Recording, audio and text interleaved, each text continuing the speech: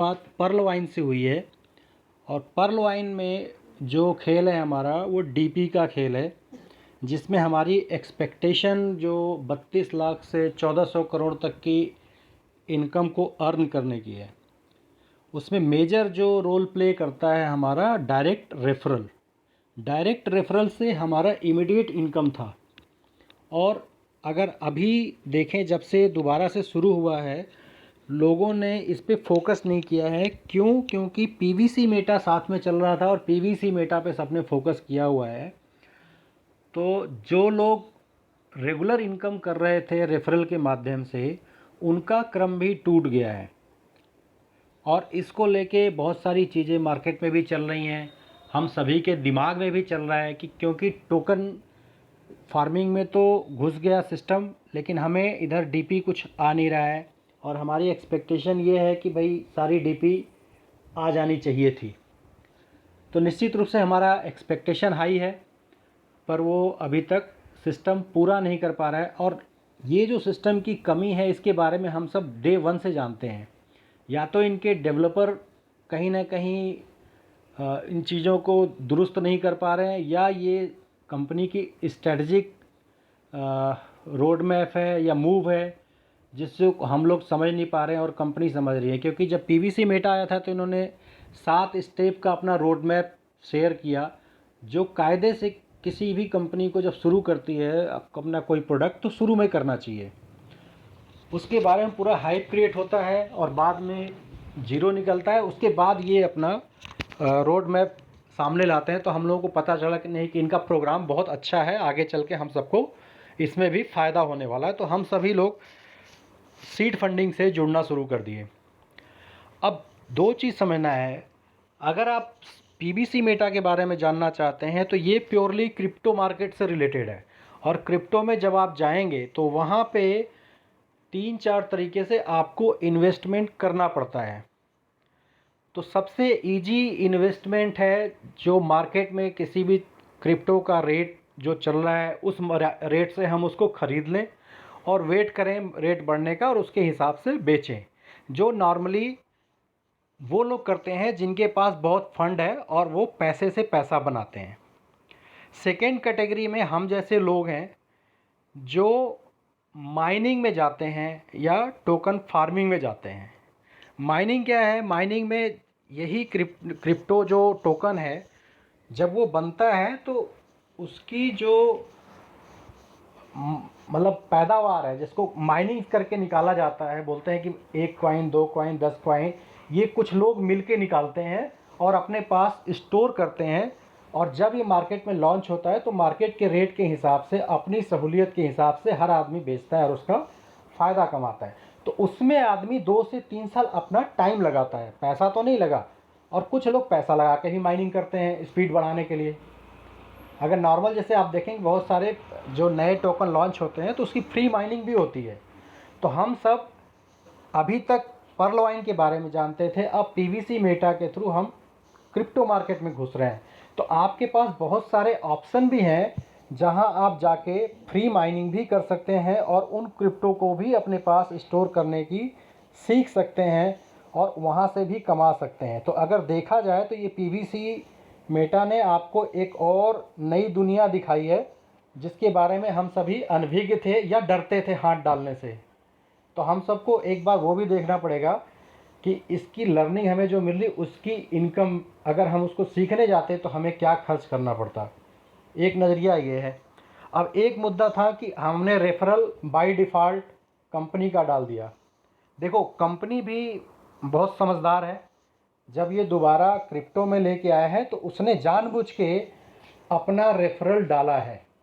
उसको भी पता है कि बहुत से लोग ऐसे होंगे जो जल्दबाजी में मेरा रेफरल लिंक डालेंगे और उसका फ़ायदा उस कंपनी को मिलेगा। काम आप करोगे, आपका लिंक टूट गया अपने सीनियर से और उसका फ़ायदा कंपनी को मिलेगा। तो मुझे नहीं लगता कि कंपनी इसमें कोई आपको मौका देगी अपना रेफरल चेंज करने का।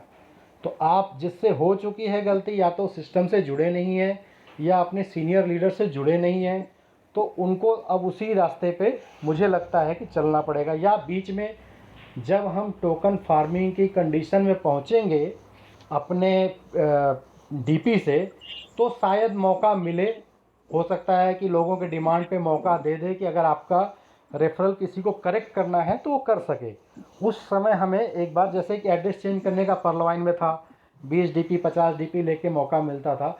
हो सकता है इसमें कुछ आ जाए तो अलग बात है, लेकिन कंपनी ने बड़ी ही चालाकी से अपना बाय डिफ़ॉल्ट रेफरल दिया है कि लोगों से इनकम का एक हिस्सा उसको मिले। और जो हम जैसे कि पीवीसी में इसमें परलवाइन में था कि पहले लेवल पे जब हम जाते हैं तो उसको कुछ नहीं मिलता, लेकिन जब सेकेंड लेवल पे हम अपग्रेड करते हैं तो एक अच्छा खासा हिस्सा कंपनी को जाता है। तो वही उनकी जो स्ट्रेटजी पीवीसी मेटा में भी रही है। तो आप लोग ये मान के चलिए कि अब अगर आपने जुड़ गए हैं आप कंपनी से, तो आपको उसी को अपना मानना पड़ेगा और अपना काम आगे बढ़ाना पड़ेगा। और इसका एक सबसे बड़ा वजह है अपने सीनियर की बात नहीं सुनना और मीटिंग में पार्टिसिपेट नहीं करना। ऐसा जब ही हम करेंगे तो नुकसान कहीं ना कहीं हमें और हमारी टीम को भी होगा। तो सारे सीनियर जो है उनसे मेरा रिक्वेस्ट ये भी है कि अपनी टीम का हाथ पकड़ना सीखें। जब तक आप हाथ नहीं पकड़ेंगे तब तक ना तो वो समझ पाएंगे, ना आप उनको समझा पाएंगे, ना ही आप टीम में बना सकेंगे। कमाने के साथ साथ टीम को बनाए रखना भी एक कला है और उसको सबको समझने की ज़रूरत है।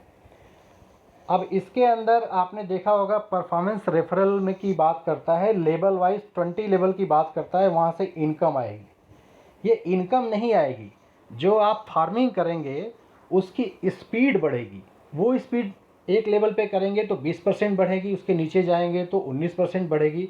उस हिसाब से जो आपकी फार्मिंग की रेट है वो बढ़ जाएगा। जैसे 0.25 आपको पर डे रिलीज होना है, वो बढ़ के मेरे ख्याल से टोटल 400% तक का रिवार्ड की बात कर रहे हैं, और इसकी स्पीड को 150 स्पीड तक लेकर जाने की बात कर रहे हैं रेफरल के थ्रू। ये बेनिफिट आप उठा सकते हैं रेफरल से। इसलिए मैंने पहले भी सजेस्ट किया था कि सभी लोग ये ना सोचें कि मुझे 20 डायरेक्ट लाइन क्रिएट कर देना है। आप अपनी टीम में सबसे पहले ज़्यादा से ज़्यादा सिर्फ 5 लाइन क्रिएट करिए और उनके नीचे भी मौका दीजिए 5-5 क्रिएट करने की रेफरल। अगर टीम बना के चलेंगे तो सिस्टम से बेहतर फ़ायदा उठा सकते हैं। और अगर हम ये गलती करेंगे कि सिर्फ हम अकेले सोचेंगे कि 20 लाइन बना लें, तो फिर इसमें फ़ायदा कंपनी उठाएगी, हम लोग नहीं उठा पाएंगे। और हम भी इसमें जुड़े इसलिए हैं कि इस बिज़नेस से हम फ़ायदा उठाएं। तो हम सबको सोचना पड़ेगा कि हम टीम में एक साथ मिल के चलें या हम अपनी 20 लाइन बनाने में नीचे वाले की सब कुछ भुला दें। ये हमारे हाथ में है। और परलवाइन से रिलेटेड जो अभी हम रेफरल से जो ज्वाइनिंग कराते थे उसको हमने बंद कर दिया है। अब अगर आप देख रहे हैं कि 110 डीपी से ज़्यादा आप फार्मिंग में लगा नहीं पाएंगे एक महीने में, तो आप किस चीज़ का वेट कर रहे हैं? मतलब अगर आप रेफरल में उस टोकन को यूज़ नहीं करेंगे और उससे पैसा नहीं कमाएंगे तो वो रखा रखा किसी काम का नहीं रहेगा। तो बेहतर है कि हम उसको वहाँ से कमाएं और अभी जैसे सिस्टम चल रहा है उसके हिसाब से साथ साथ चलें। बहुत ज़्यादा इंतज़ार करना भी रिस्की है, मेरा ऐसा मानना है। अगर बाय द वे बाद में कोई दिक्कत होता है तो हम लोग छोटे इन्वेस्टर हैं, हमारे लिए बहुत मुश्किल हो जाएगी। अगर हमारा टोकन फंस गया, डीपी फंस गया, हम उसको कैश नहीं करा पाए तो। अभी तक का जो इसका दिख रहा है, लेवल अपग्रेड पे फोकस था, 1-2 रेफरल में उसमें ऑटो पुल में आया किस्त, उसके बाद अभी ब्लॉक है। और सिर्फ सीनियर लेवल पे ही 4-5 किस्तें या 6 किस्तें जो भी आई है उनको मिला है, और ये हम सबको चाहिए। अब अगर वो सिस्टम डिले चल रहा है तो आप सिर्फ और सिर्फ आपके पास ऑप्शन है रेफरल से इनकम कमाना। इसको मत भूलिए, यही इसका मेन है। या जो भी इस तरह के प्लान मार्केट में है उसका मेन है। क्राउड फंडिंग से जो पैसा जनरेट करेंगे उससे आप कमाएंगे। और ये जो पैसिव इनकम है, जो आपकी तरह एक तरह से इनकम होल्ड है, 32 लाख या 2 लाख या 5 करोड़ या 1400 करोड़, ये टाइम से मिलेगा। टाइम से मिलने के लिए ये अपने बिजनेस को एक्सप्लोर करेंगे। जैसे इन्होंने अभी पीवीसी मेटा लॉन्च किया, पीवीसी मेटा एक डिफरेंट है, इसी तरह कल को फिर कुछ और लॉन्च करेंगे, फिर आपको कहेंगे इन्वेस्टमेंट करने के लिए। लेकिन क्या इन्वेस्टमेंट करने के लिए आपके पास उतने पैसे हैं या रहेंगे हर समय? जब अभी हम 5,000 6,000 लगा के सीड फंडिंग नहीं कर पा रहे हैं, सडनली इनका आ जाए कि हमें 20,000 लगा के ये करना है नया प्रोजेक्ट, क्या आप कर पाएंगे? मेटावर्स में जाने के लिए बोलेगा आपको 50,000 BUSD लगाने हैं, आपके पास होगा नहीं, कहाँ से लगा देंगे? इंडिया में सबसे ज़्यादा इसके कस्टमर बेस है। जहाँ तक सुनने में मेरे आया है 80% लोग पर्ल वाइन में इंडिया से ही हैं। तो और इंडिया में जो लोग हैं, जिस तरह के लोग हैं, जो हमारी टीम है, हम उससे अंदाज़ा लगा सकते हैं कि कितने पैसे वाले हैं और कितने ज़रूरतमंद हैं। हमें सबको साथ लेके चलना है और उसको उसी हिसाब से गाइड करना है। तो पहला फोकस रेफरल इनकम को बढ़ाइए, उसी से इनकम है। दूसरा, ऑटो पुल से जो आपके पास DP आता है उसको किसी को भी ऐसे ही मत दे दीजिए, उसकी वैल्यू को समझिए। जब आपको मौका मिले PVC मेटा में लगाना है या किसी नए प्रोजेक्ट में लगाना है,